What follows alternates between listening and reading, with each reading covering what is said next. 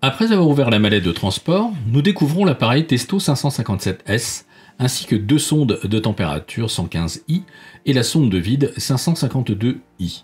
En prenant l'appareil en main, vous remarquez de suite le caractère compact et robuste du boîtier du Testo 557S, ainsi que son large écran, facilitant la lecture des données.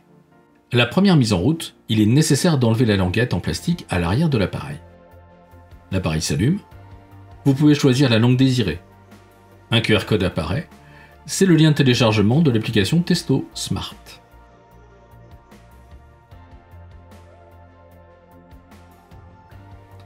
Scannez ce QR code avec votre smartphone.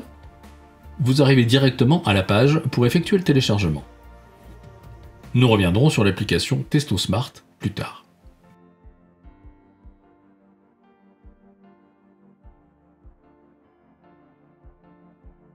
Nous sommes maintenant sur l'écran principal.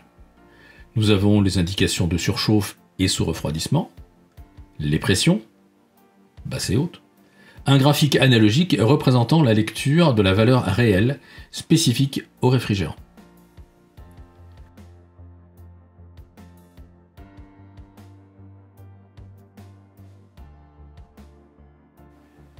Nous pouvons sélectionner ici le fluide frigorigène. Prenons par exemple le R22. Les valeurs de température d'évaporation et de condensation s'affichent. Pour mesurer ces valeurs, nous allons utiliser les deux sondes 115i Bluetooth. Nous avons de nouveau la languette à retirer à l'arrière de la sonde. La sonde est en fonctionnement. La LED clignote et passe au vert. Elle est maintenant connectée à l'appareil. L'écran change. Lorsqu'il n'y a pas de sonde connectée, il affiche uniquement les pressions et les températures artificielles. Faire la même opération avec la seconde sonde 115i.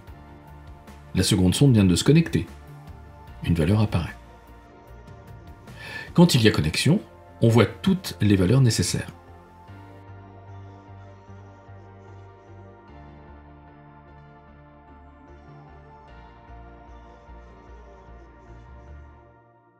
Nous allons aller vers le mode mesure en appuyant sur la touche menu.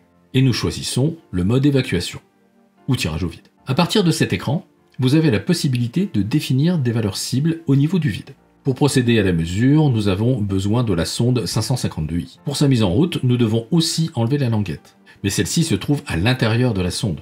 Il suffit de dévisser la base de cette sonde, extraire l'ensemble du logement pile, retirer la languette et remonter l'ensemble.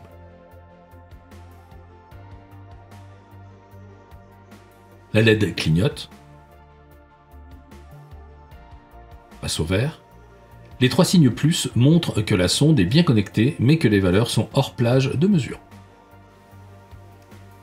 Les sondes sont connectées, l'appareil est prêt pour la mesure.